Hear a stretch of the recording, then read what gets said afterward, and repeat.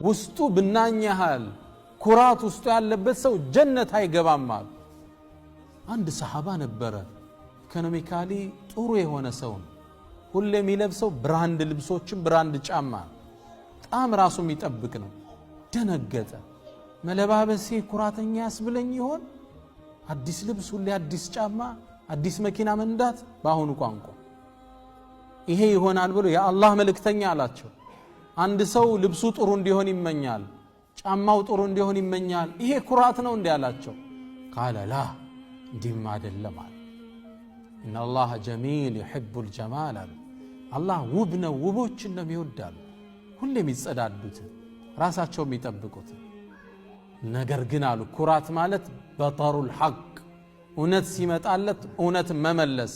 ደሊል ተሰጠዋለ ሊቀበል ፍቃደኛ አይደለም፣ ስሜቱን ነው የሚከተለው።